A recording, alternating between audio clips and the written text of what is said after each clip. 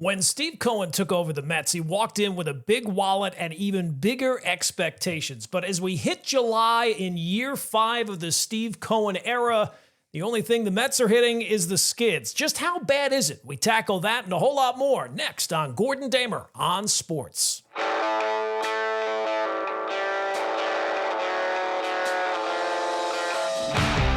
Hey, welcome back. Brand new edition of Gordon Damer on Sports. On today's edition, we will talk with our buddy Dan Graca from ESPN Radio, get his thoughts on where the Mets are at these days. I will give you the funniest sports headline you have heard in quite some time, courtesy of the New York Post. We'll hit on the one team in the NBA that is trying to deny reality. But where we begin is with those New York Mets. Yes, Met fans, welcome to July. And now that we're past July 1st, I can wish you a happy belated Bobby Bonilla Day. You know that day every single year, you get reminded of just how bad things used to be for this franchise. Every July 1st, Bobby Bonilla, who last played for the Mets in 1999, gets to collect a check for $1.19 million. He'll continue to collect that money every July 1st until 2035 because back when the Mets were run by Fred Wilpon, they chose, of course, to defer that $6 million they owed him, opting instead for a long-term payout structure with annual interest. A deal that didn't look great at the time, now kind of feels borderline criminal. Wilpon thought that he'd make more money investing elsewhere, particularly because he had this amazing investment guy, this guy by the name of Bernie Madoff. And he turned a relatively small buyout into a decades-long punchline for the Mets and their fans. It's not the only example of just how bad things were under the Wilpons, but it's the one that comes up most regularly because every year we're reminded of it. Of course, the Madoff scandal helped eventually force Wilpon to sell the team, so I guess it's not all bad. But why is that important now? Why is it important today? Sure, that's old news and it's overdone to death, but I think it kind of illustrates a larger point. Let's go back to 2020. Enter Steve Cohen, the billionaire hedge fund manager, lifelong Mets fan, and for many, the savior of the franchise. He was going to be the new George Steinbrenner. And when Cohen took over, he promised a new day, a new standard. His introductory press conference even came with this quote: "If I don't win a World Series in the next 3 to 5 years, I'd consider that somewhat of a disappointment." Well, here we are in year 5, and the results, no World Series appearances, no championships. Now, I'm not here to say that Cohen hasn't improved the franchise. He has. He's made the Mets relevant. He's spent money. He's modernized the front office with analytics. He's removed the stench of years of mediocrity and incompetence. But he also promised results. And this season, like others even before he took over, is spiraling quickly. The last 5 years of the Wilpons, the Mets averaged just 82 wins. The 4 years of Steve Cohen so far, they've averaged 85. It's better, but not nearly enough as we thought. And if I had told you when Steve Cohen took over that in year 5, there would still not be a World Series appearance or heck, even a division title, I don't think anyone would have thought that acceptable.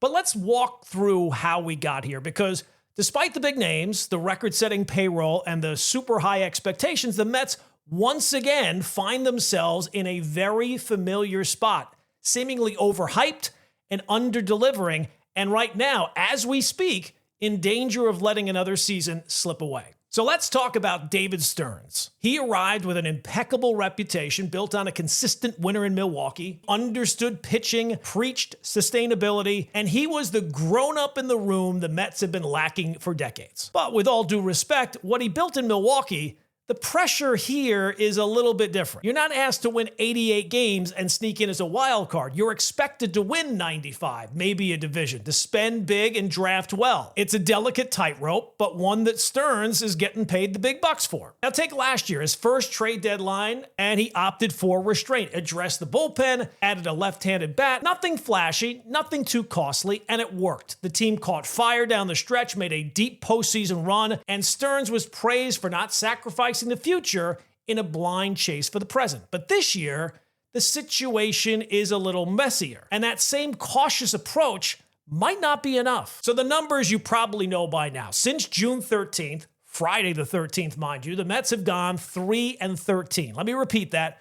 3 wins in 16 games. And it has not just been the losses, it's how they've lost. This past weekend, they went to Pittsburgh, got completely destroyed by a Pirates team that, and up until that series, had the worst offense in baseball. And the Mets got swept and were outscored 30-4. That's not a blip. That is a nosedive. And it was not just one bad week, it's been a couple of bad weeks now. And the difference has been stark. Before the collapse, the Mets had a 5.5 game lead in the National League East. They were 21 games over 500, and their rotation ERA, the best in baseball, 2.79. Their bullpen, second best at 2.89. Now, that rotation ERA in the past 16 games is over 6, dead last in the league. The bullpen, 29th in ERA in that span. And in 11 of those 16 games, the Mets did not feature a Mets starter going 5 innings. That's not just a bad rotation. That impacts the bullpen. Now, the injuries certainly have not helped. Kodai Senga, their ace, sidelined with the hamstring strain. He went down June 12th, which is kind of fitting that the slide started the next day. You've had the Griffin Canning injury, Tyler McGill, Sean Manaea's had a setback in his rehab. Frankie Montas just got back and already got lit up by Pittsburgh. Now, you can blame the injuries all you want, but every team in baseball has injuries. The difference between the good teams and the bad teams is how they respond, and the Mets so far have folded. Now, if it was just the rotation, that would be one thing, but it's not just the rotation. It's not just that the bullpen is overworked. It's the lineup too. It's the whole team. This team, despite boasting the highest payroll in the sport, has no area that's currently clicking. The offense, as you've probably heard, hitting .217 with runners in scoring position. That's the second worst mark in baseball. And this is not just a June thing. We're more than halfway through the baseball season. Now, the Mets have their stars. Juan Soto's been brilliant. One of the only reasons this team is kind of still afloat. His June was what you expect out of Juan Soto. Francisco Lindor, I think, is better than his stats suggest. He's been a little unlucky, but not unproductive. And Pete Alonso's been inconsistent, but he's still dangerous. The problem is, after that, it's basically a black hole. Hitters 6 through 9 in this lineup, their OPS is below 600. That's not underperformance. That's replacement level. And again, you'd think a team with the highest payroll would have some depth. So we're into July. The trade deadline is at the end of the month. And a few weeks ago, it looked like the front office might be in decent shape, just shopping for some bullpen arms, that would be all they'd need to put the finishing touches on things, tweak here, tweak there, but not anymore. June has exposed deep flaws. And one flaw that we kind of thought going into the season and has turned out to be a mirage, and that is the starting rotation. We didn't think it was going to be that great, but then when it was, we thought, well, maybe David Stearns really is a genius. But now we're getting to see his genius has limits. So when you're talking about the shopping list, you're talking about a reliable starter, ideally somebody who's like a number 2 in a rotation. You need a power bat, preferably somebody who could play third base and bring some punch and life to the bottom half of the lineup. And then like most teams, they probably need another high leverage reliever, someone who can set up Diaz and handle the 7th or 8th innings without blowing up. So look, the Mets have resources, they have a farm system,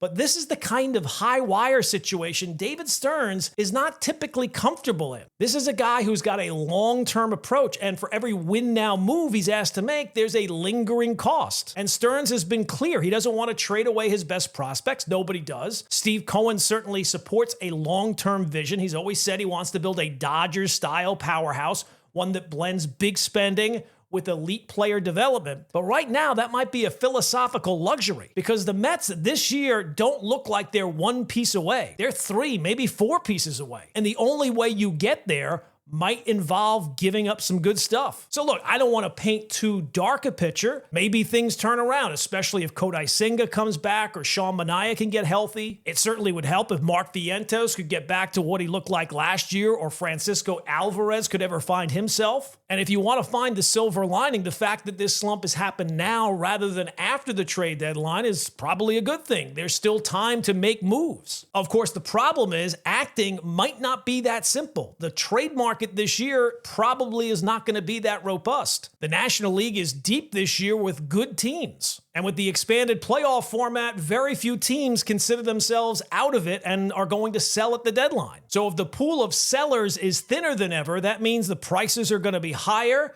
and the Mets' bargaining position is not going to be great. Now, I get it. You don't want a replay of the Javi Baez for Pete Crow Armstrong deal, but the flip side is doing nothing could waste yet another year of a championship window. And certainly David Stearns has to balance winning now and the long-term vision, but again, that's why he gets paid the big bucks. It's the job he was hired for, and now we get to see if he can actually do it.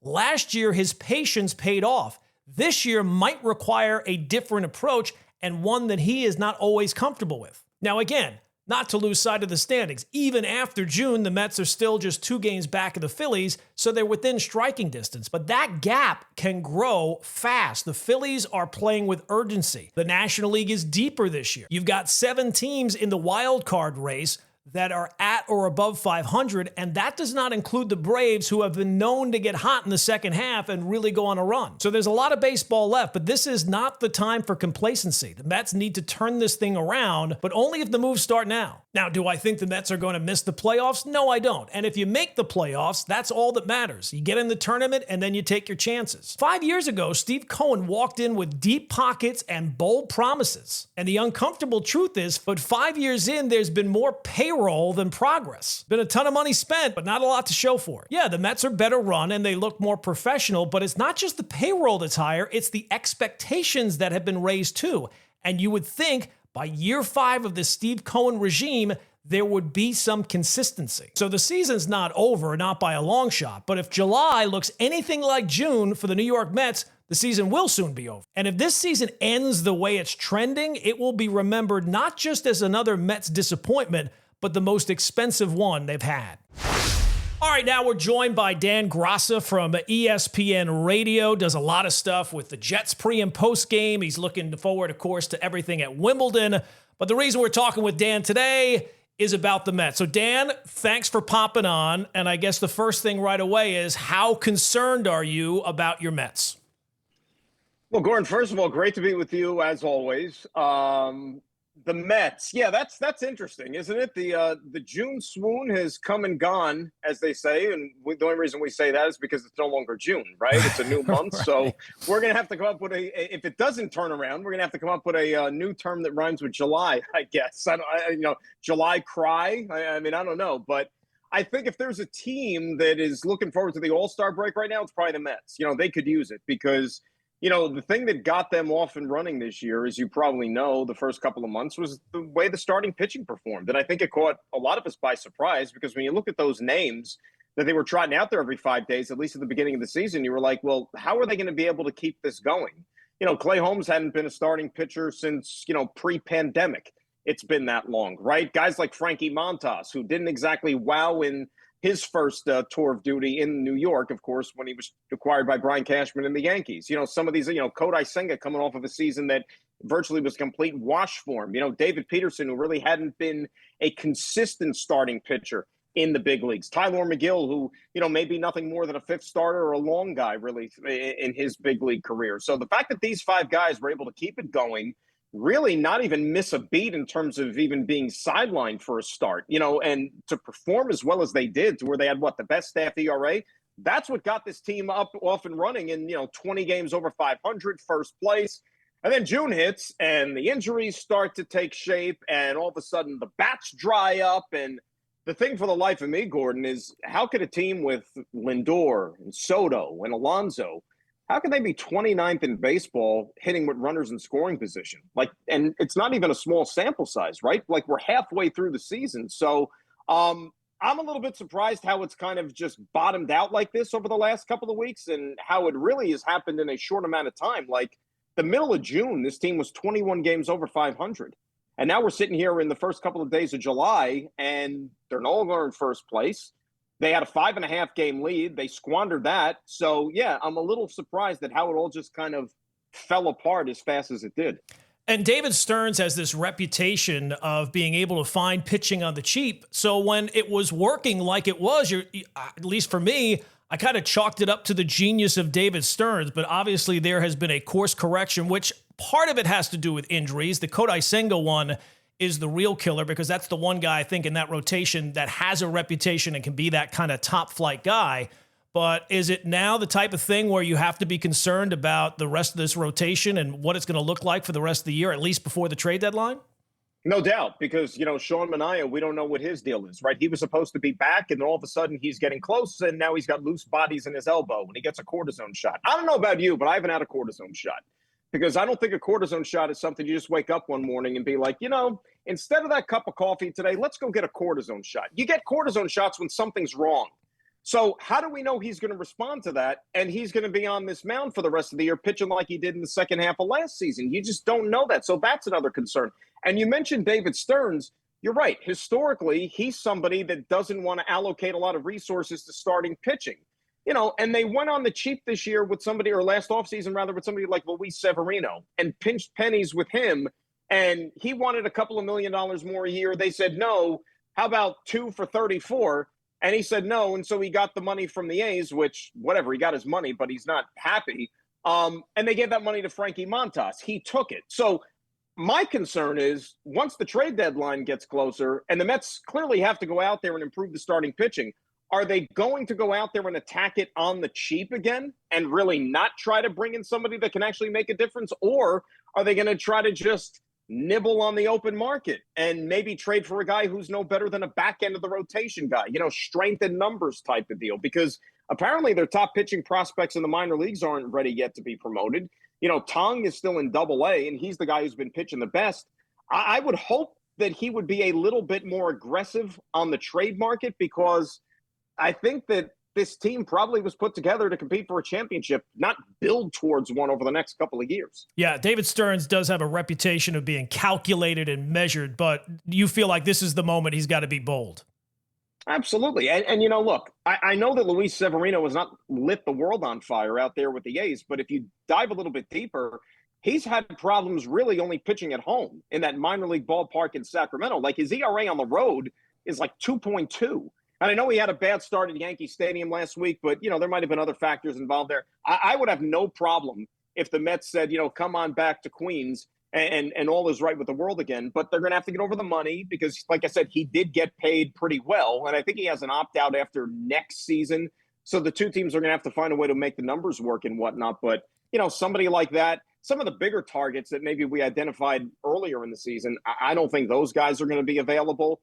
And this market is still kind of taking shape because I guess as of right now, you would maybe only say like 6 or 7 teams probably would declare themselves dead. Like they're not going to win this year. They know that. Everybody else is still kind of in that limbo to where, all right, are we in? Are we out? Are we sellers? Are we buyers? So I think you're still going to have to wait probably at least for a little while, even after the All-Star break, before teams firmly make a decision on what the second half is going to be like for them. What does it say about Stearns and the job that he's done here in year 2, that the Mets are the team with the highest payroll, and we're talking about all these areas that need to be shored up? Yeah, isn't that amazing, right? Like, I've been talking about that for a while. It's crazy that even when they were like 20 games over 500, you said to yourself, okay, now the starting pitching, there's guys that are starting to go down. Maybe you're going to have to address that. Well, it's having more of a carryover effect on the bullpen. You could probably use another bullpen arm or two. Like, the Mets have been a team where it seems like every other day they're making a move, sending a guy down to the minor leagues and then bringing up a fresh arm just for the bullpen. Like when Griffin Canning, and that's another one, when Griffin Canning got hurt in that game against the Braves last week or whatever it was, the guy that came in cold, Austin Warren, out of the bullpen, really won them that game because he pitched like 2+ innings of scoreless relief.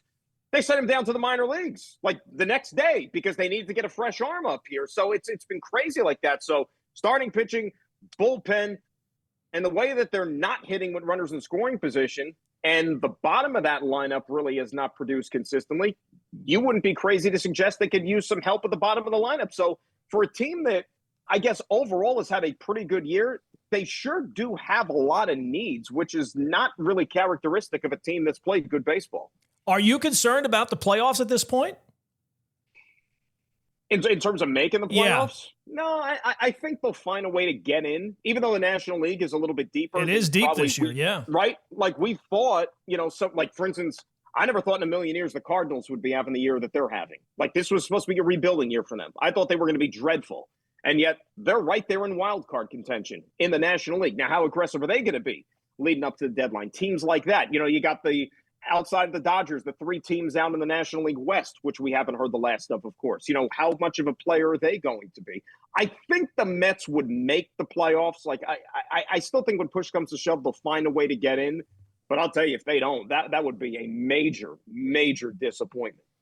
And the starting pitching has had such a ripple effect because you talk about the first half of the season, the bullpen was a strength, but when the starters can't go 5 innings, and during this stretch, that has really been an issue. All of a sudden, you have some, good news is you have some guys in that bullpen that were lights out early on, but then that's what happens. Guys get overused, and it leads to slumps later on.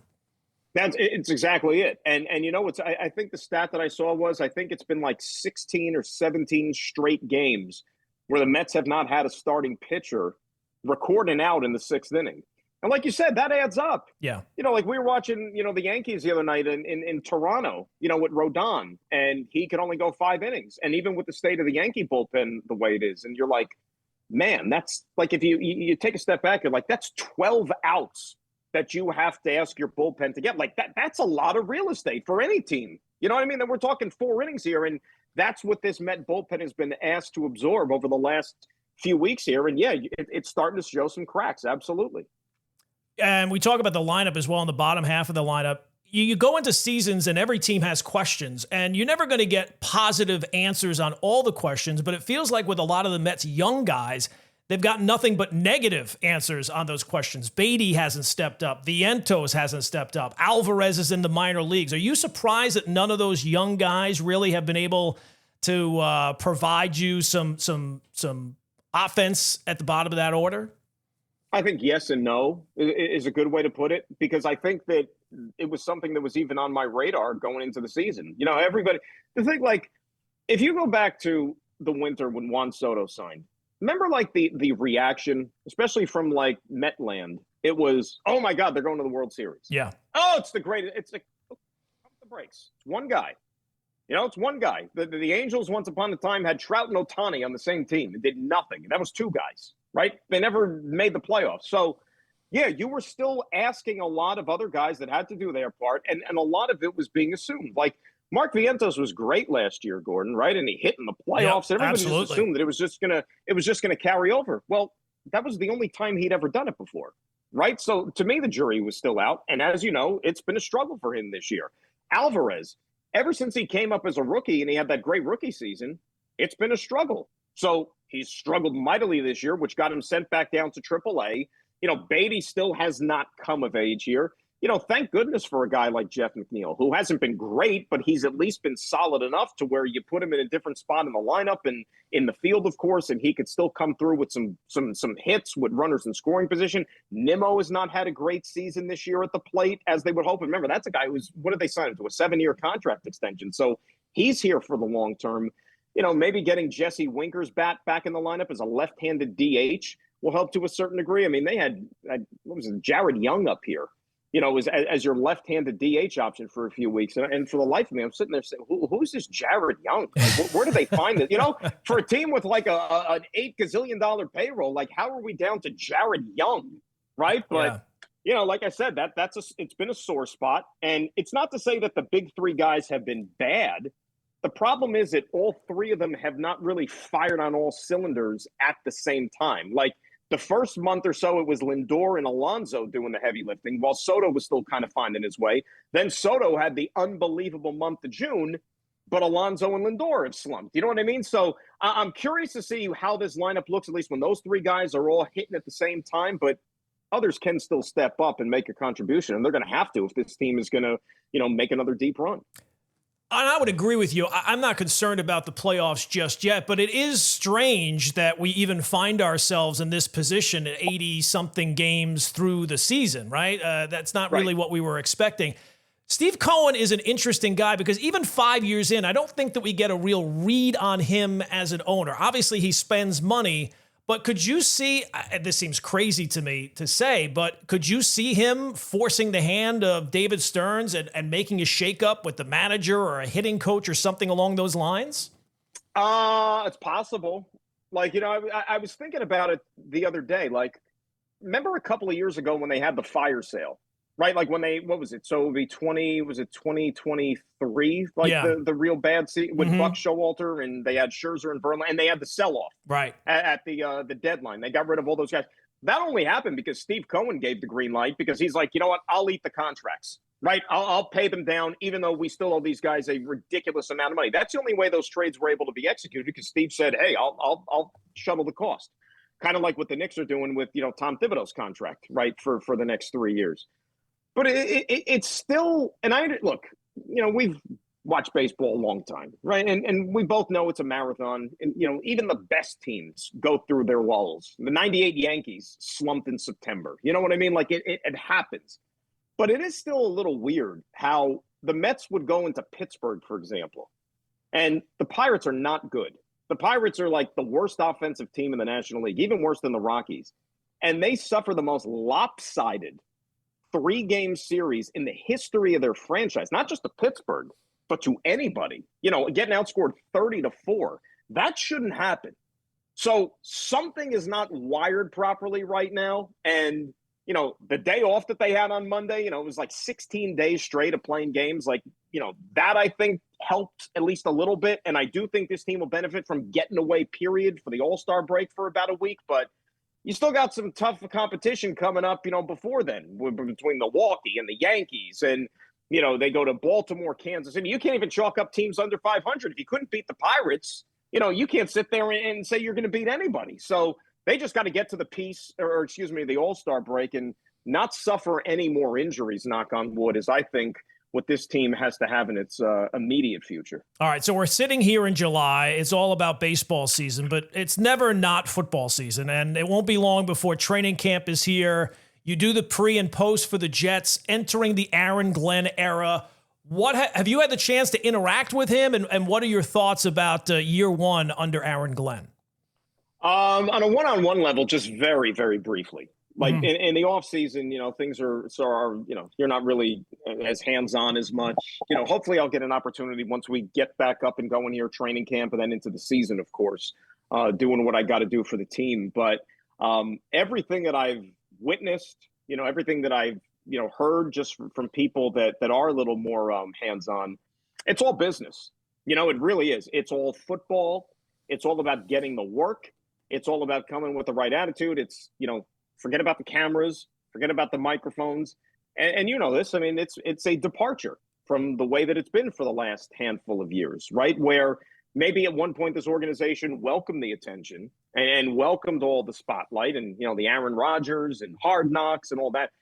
Aaron Glenn is the furthest thing from that.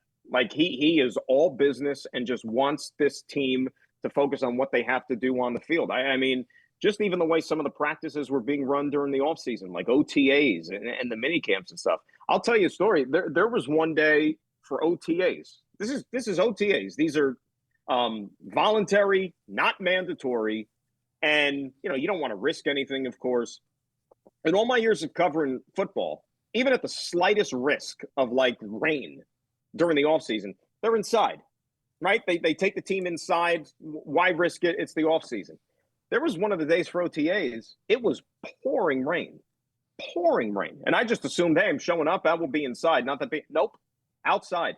He had that team outside on the grass field in a rainstorm for 2 hours. And of course, we had to, as media, have to sit up there and watch it as well, getting wet in the rain. But I think it sends a message that, it's coming with the right attitude, and you hear that culture term. Now, look, at the end of the day, that could all fall on deaf ears if you don't win games. You know that. But he'll have a little bit of a grace period, certainly, for that first season. And I don't think anybody's expecting playoffs in year one. But what I will say is that this isn't like your typical rebuild to where the roster and the cupboard is bare. I mean, you got some talented players on this team. And as you know, coaching in the NFL probably makes the most difference in all the sports. Yeah, it's a coaching league, no question. I say that all the time. It's a coaching league. Yeah. It is a coaching league, right? And, we remember – gosh, it was 30 years ago where, a Rich Kotite team in 96 had good players on paper. They went 1-15. Bill Parcells came in the next year with virtually the same roster, and they won 9 games. Not saying that the Jets are going to have that type of turnaround with Aaron Glenn, but I do think things are going to be, buttoned up a lot more than, let's say, they've been the last couple of years. And it's going to be more about team and more about, the structure as a whole compared to just, last year got really chaotic, especially once they changed coaches, and it was kind of like every man for themselves. So yeah. It's not going to be that. What's a fair expectation for year one? fair expectation is, I think, I hate to use that word again, the culture, right? Mm-hmm. That a program being put into place, not beating yourself, not making stupid mistakes. If that translates to a lot more wins, so be it. But I think, realistically speaking, and the schedule that this team has to play, I would say, 7-8 wins, I don't think is unrealistic, outrageous. And, I think the real home run would be if somehow, some way, Justin Fields is able to put it all together in his third stop. And maybe you have a quarterback that you could play with moving forward and win with, because that's the other thing. You have a new coaching staff, but you also have a brand new quarterback. If those two can sync, hand in hand, and you have a staff which you believe in, and now you stumbled upon a quarterback, which is also maybe the answer for you, well, that's the best of both worlds. But I think that, they're going to be solid at the line of scrimmage. The offensive line is in a good place. I think the offensive line is probably in the best place it's been in quite a while. And I don't think they're going to be flashy on offense. They're going to run the ball. That's what they want to do. You got 3 backs that they like. You got a quarterback who's got the ability to run the football. It's going to be kind of a smash mouth, maybe old school type of attack offensively here. And, if it gets the job done, I think the fans will embrace that. I think fans would love that.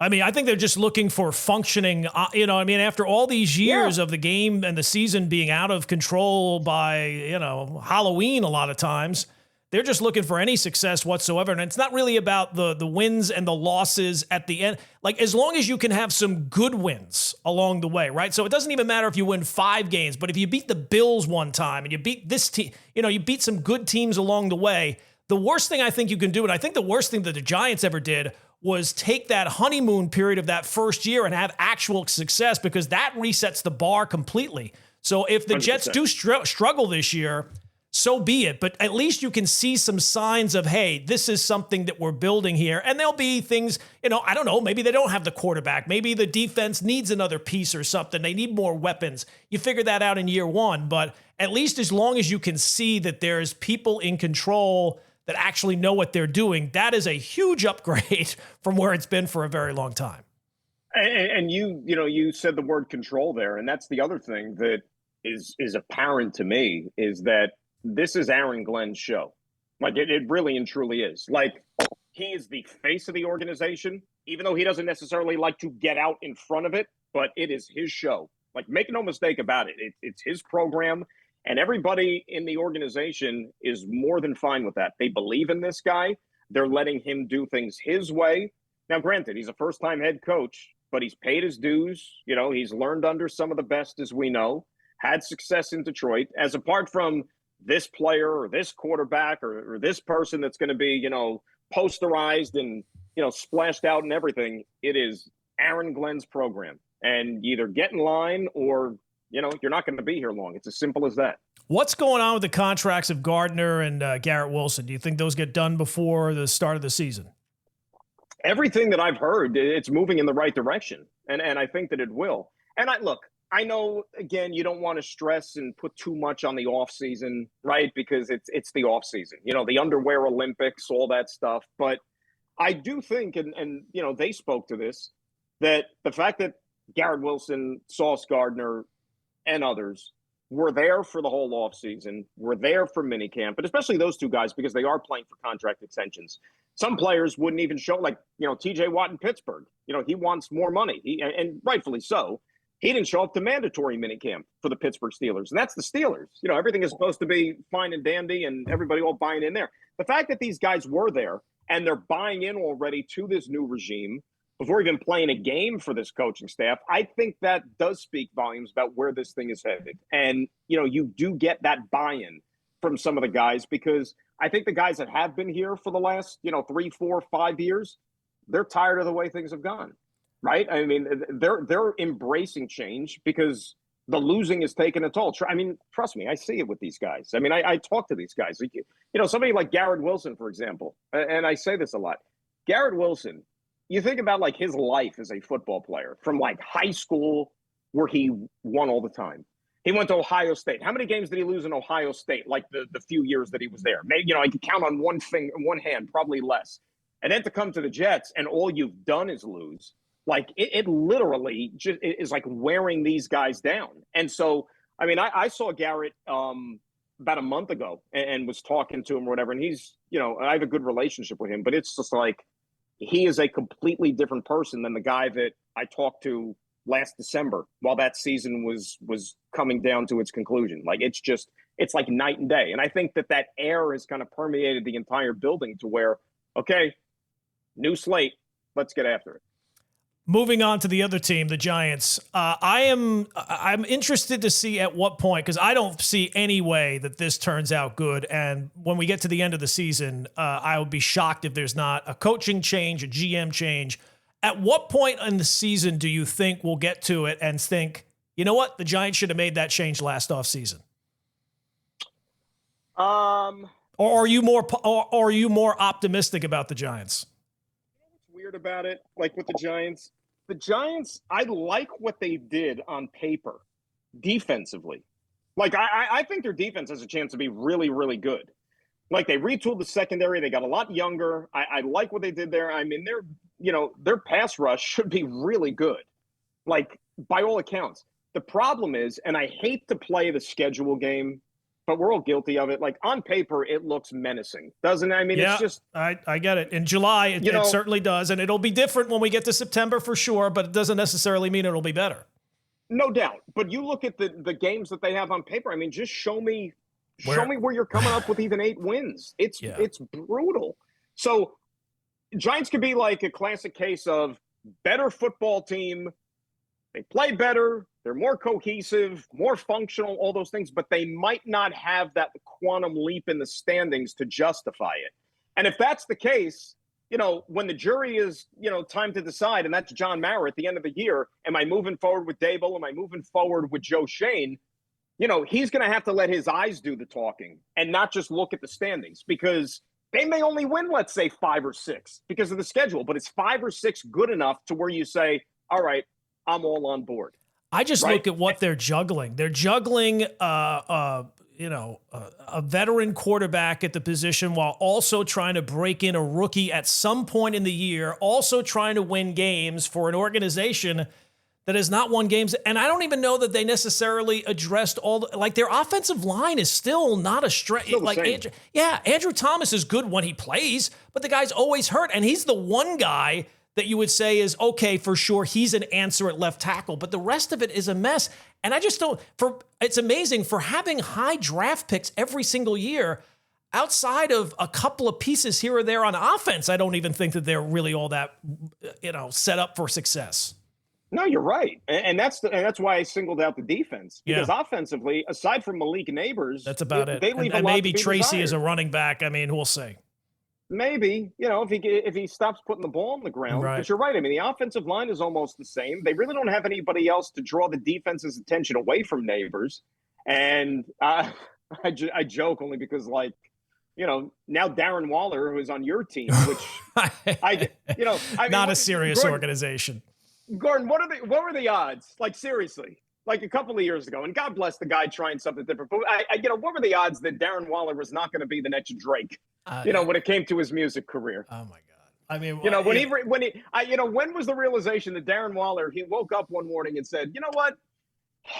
God put me on this earth to be a football player. He gave me the God-given ability to go out there, run fast, and catch a football, and do all those things and make a lot of money. Maybe not be an R&B star. No, that's not going to work. I'll tell you right now, going to Miami is not going to work either. At least we didn't give up a 3rd-round pick like the Giants did for Darren Waller a couple of years ago. I think it's only a 6th-rounder, which, we throw those around like fun coupons off the side of the 6th-round pick. Who needs those down in Miami? What a disaster.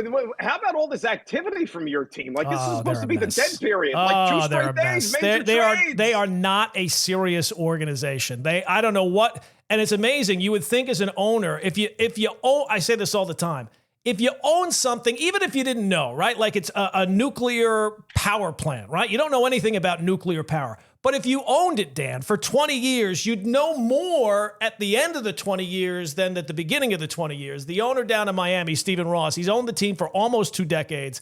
He's not any better at owning a team than he was when he first got the keys to the franchise. It's a disaster. They are a mess. This is a great stat that I learned in the last couple of weeks. There have been 4 popes since the last time the Dolphins won a playoff game. And I'm sure before too long, there'll be a 5th pope before they win another playoff game. Let's see. John Paul, we had Benedict. Right. And we had Benedict, bad in the big spot. Benedict, bad spot for Benedict. I mean, Benedict. Yeah. I don't know popes. I mean, Benedict, he opted out. He had an opt-out. Right. And I guess, like, who even knew? Contract. Yeah, the Pope contract, you're not supposed to have an opt-out. Like, that's till death do you part, basically. It's supposed to. That's I know that much. That's the deal with the Pope. Right. Right? Bad in the big spot, the Benedict guy.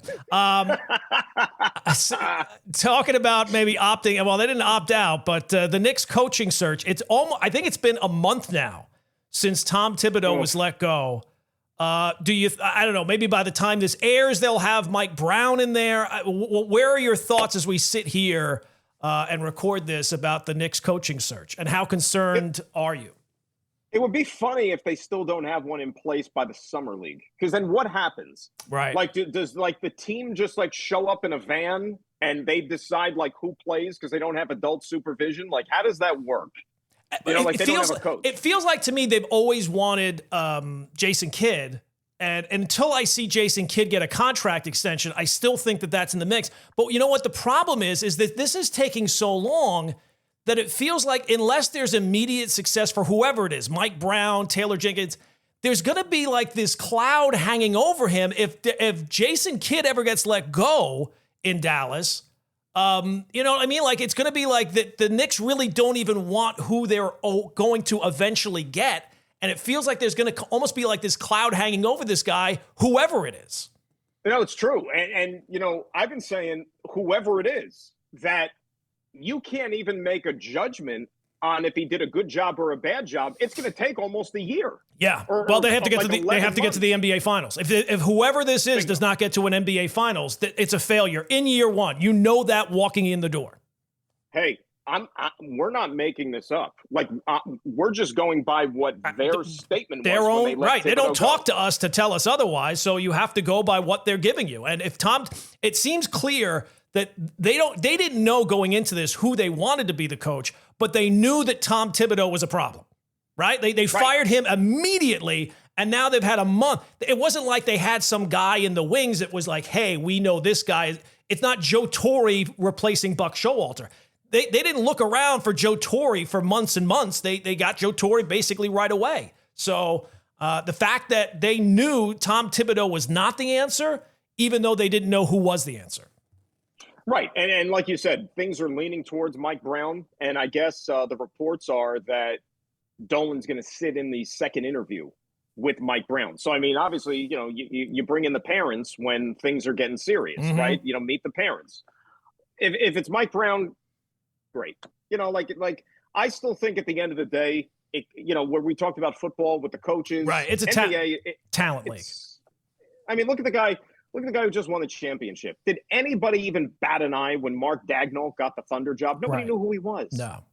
Nobody knew who he was. And they were they were bad for a couple of years as they were building this thing. And then all of a sudden they were able to keep guys healthy.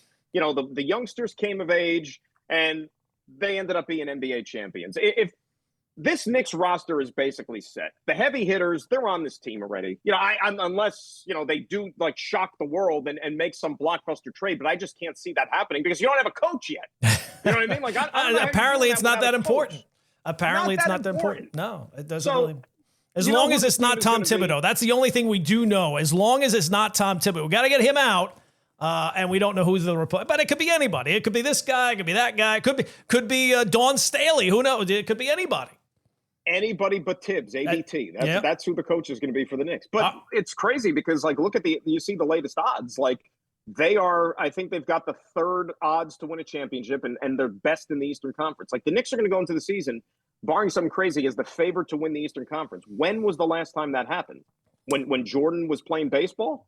Yeah, probably. Well, look, they Right? better. They better, because if they don't, I don't want to hear any excuses, because we gave every complaint about Tibbs. I heard it. He doesn't do this. He doesn't. The results did not matter. The fact that they beat the Celtics and got to an Eastern Conference Finals, that did not matter. They were supposed to get even further than that. So that we know going into the year, we always ask about expectations for this team or that team, and it's kind of a gray area. With the Knicks, it's not a gray area. It is black and white. For sure. Right. And you can't even, whoever gets the job, I mean, you think about the pressure, because it's almost like a no-win situation. Absolutely. You must get this far or you didn't do a good job. Absolutely. All right, one final one. I know you're all into Wimbledon with the Sirius XM and doing the shows there with Tracy Austin. Any reason to believe that Alcaraz isn't going to win again? I mean, anything can happen. I mean, he got pushed to 5 sets in his opening match by Fabio Fognini, which is an unconventional first-round matchup because Fognini, it was his last match ever. He was retiring. He's an experienced veteran player. He beat Nadal at the U.S. Open, for crying out loud, once upon a time in his career. So he was a dangerous player. I didn't expect it to go 5 sets and be pushed on grass. But, sometimes you get tested, even though you win a Grand Slam. He's still the best on this surface. Now, Jannik Sinner, who's the number 1 ranked player on the men's side, Sinner and Alcaraz, it's them two and then a considerable drop to everybody else in the men's game, right? But Sinner has never made a final at Wimbledon. So he still has to prove that he can get to that stage on grass. The surface has not been the most kind to him necessarily.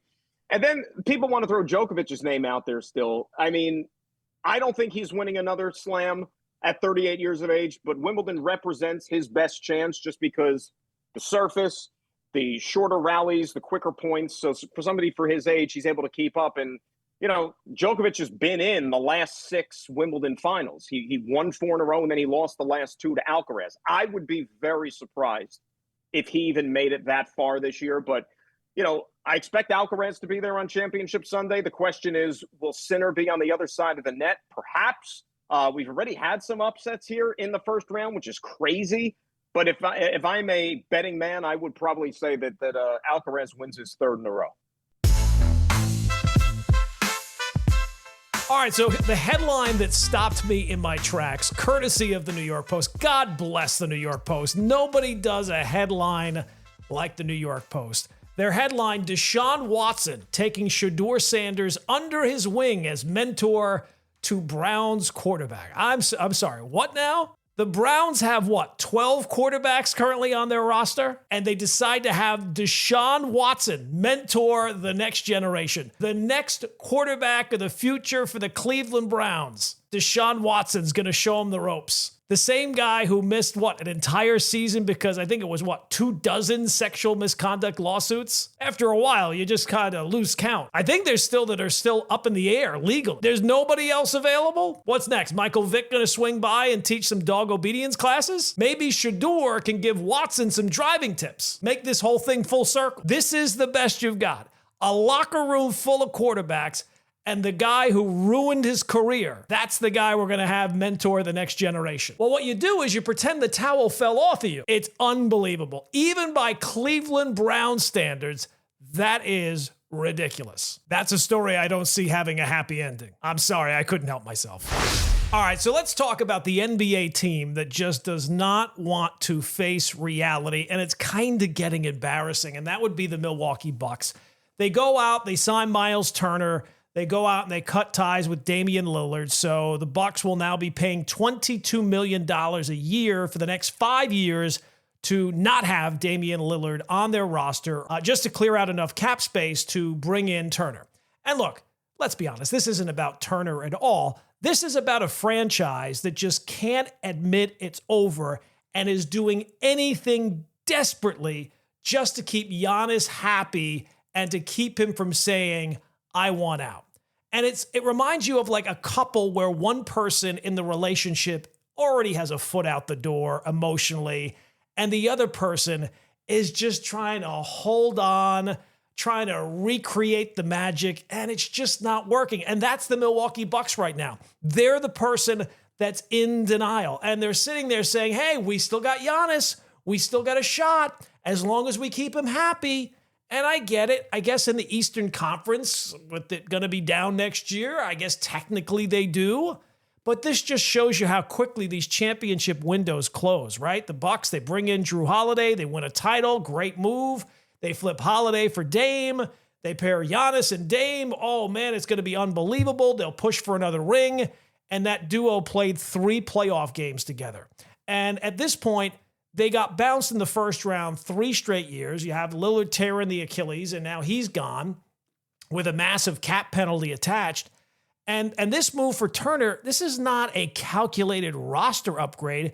This is a franchise looking at a cracked foundation and saying, hey, you know what? Let's repaint the walls. Let's redo the kitchen. They've run out of trade assets. They've capped themselves out. They've made the moves they can make, and it didn't work. And now it's clear they would be better off moving into rebuild mode and put Giannis out there and bring back a boatload of assets and picks and move on to the next phase of whatever your franchise is going to be. Because even if he stays, is this a championship level contender? They just made the future muddier. And their entire strategy has been based on, hey, as long as we have Giannis, we have a shot. Well, they've had Giannis the last 3 years, and they've been bounced in the first round. Sometimes the bravest thing to do in sports, in life, is to admit it's over, and then you can move on to what that next thing is going to be. And this version of the Bucks, it's over. They won a title. That's something. But the longer they deny the reality, the worse position they put themselves in for whenever they finally have that moment of clarity and realize, oh, geez, we got to move on. And unfortunately, it seems like that's only going to happen when Giannis says he wants out, and they will have put themselves in the worst position to turn the page. All right, that will do it for another episode of Gordon Damer on Sports. If you've not done it already, hey, hit that subscribe button, like the episode, rate the episode. I don't know what you're listening to this on. Whatever it is, hit a couple of buttons. Visit the website, GordonDamer.com. Enjoy your 4th of July, and we'll be back next week with a fresh edition, Gordon Damer on Sports.